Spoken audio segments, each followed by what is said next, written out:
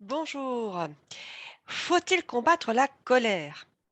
Vous allez avoir une réponse ou une partie de réponse dans cette vidéo. Erika Benke, je suis coach relationnel. Est-ce que, oui, il vous arrive souvent d'être en colère, que c'est souvent un moteur dans votre vie, mais parfois, c'est pas toujours adapté. C'est comme un moteur qui est là, qui vous pousse à agir dans certaines situations. Malheureusement, c'est peut-être un mode de fonctionnement habituel qui est là, présente, même dans des situations où elle devrait peut-être pas s'exprimer de cette manière-là, dans cette intensité-là. C'est pas exprimé peut-être de la bonne manière.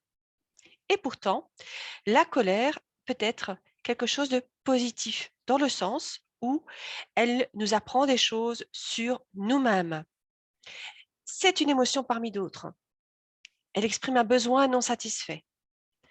Maintenant, quand il y a une récurrence, quand ce besoin n'est pas entendu depuis longtemps, eh bien, il peut y avoir une accumulation et une colère présente qui peut se transformer en ressentiment et dans des vieilles colères qui peuvent un peu faire boule de neige et s'exprimer de manière pas du tout adaptée et violente vis-à-vis des autres et vis-à-vis de soi-même également. Il faut savoir donc l'écouter, la reconnaître donc chez soi, mais également chez les autres. C'est être à l'écoute de son corps, mais pas seulement de ce qui se passe dans la tête aussi. Quelles sont les pensées que j'ai à ce moment-là? Sont peut-être pas très jolies, mais en être conscient. C'est avoir ce réflexe-là. C'est pas facile, surtout en état de colère, donc il y a des trucs. Il y a, donc des exercices à faire, notamment, j'allais dire la méditation, mais de la pleine conscience.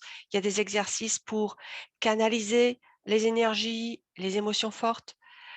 Voilà, donc il y a différentes pistes pour pouvoir, mieux gérer, pour accueillir, ces émotions fortes, pour ne pas réagir de manière pas appropriée, disproportionnée, qui pourrait être, catastrophique. Donc,